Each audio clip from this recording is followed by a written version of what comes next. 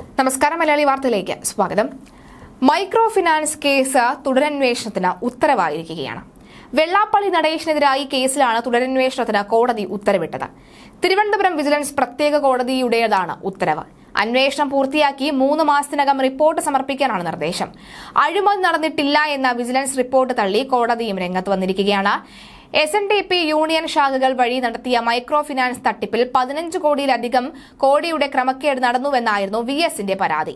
പിന്നോക്ക ക്ഷേമ കോർപ്പറേഷൻ നിന്നെടുത്ത വായ്പ വലിയ പലിശ നിരക്കിൽ താഴേക്ക് നൽകി തട്ടിപ്പ് നടത്തിയെന്നും പരാതിയിൽ ചൂണ്ടിക്കാട്ടിയിരുന്നു. പ്രാഥമിക അന്വേഷണം നടത്തി ക്രമക്കേട് കണ്ടെത്തിയ വിജിലൻസ് വെള്ളാപ്പള്ളിയെ 1-ാം പ്രതിയാക്കി കേസെടുത്തു. സംസ്ഥാനത്തുടനീളം 124 കേസുകളാണ് വിജിലൻസ് അന്വേഷിച്ചത്. ഹൈക്കോടതി നിർദ്ദേശപ്രകാരം എറണാകുളം റേഞ്ച് SP ഹിമേന്ദ്രനാഥാണ് അന്വേഷണം ഏകോപിപ്പിച്ചത്. വിജിലൻസ് അന്വേഷണത്തിൽ 5 കേസുകളാണ് എഴുതിത്തള്ളാൻ തീരുമാനിച്ചത്.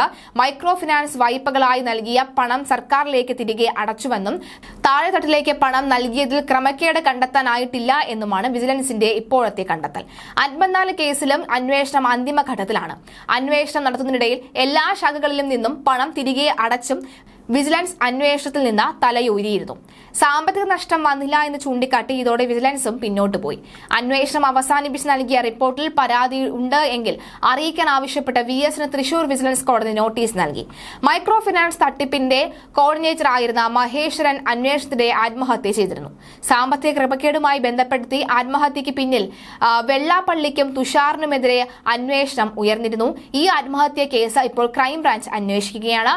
എന്തായാലും നിലവിൽ VSന് നീതി ലഭിക്കുന്ന ഒരു സാഹചര്യം ഉണ്ടാകുന്നു. കേസ് 3 മാസത്തിനുള്ളിൽ അന്വേഷണം പൂർത്തീകരിച്ച് റിപ്പോർട്ട് സമർപ്പിക്കാനാണ് നിലവിലെ തീരുമാനം. എന്തായാലും റിപ്പോർട്ട് സമർപ്പണം ഉടനെ ഉണ്ടാകും. 3 മാസത്തിനുള്ളിൽ തന്നെ ഉണ്ടാകുമെന്നാണ് മനസ്സിലാകുന്നത്. VSന് കാര്യങ്ങളൊന്നും തന്നെ അറിയാനുള്ള സാധ്യത കുറവാണ്. പക്ഷേ എന്നാലും വാർത്തകൾ കേൾക്കാറുണ്ട്. അതുകൊണ്ട് തന്നെ VSും ഈ കാര്യം അറിയാനുള്ള സാധ്യത ഉണ്ട്. എന്തായാലും VSന് ഈ ഒരു ഘട്ടത്തിലും നീതി ലഭിക്കുന്നുണ്ട് എന്ന് തന്നെയാണ് ഏറ്റവും ആശ്വാസം പകരുന്ന വാർത്ത.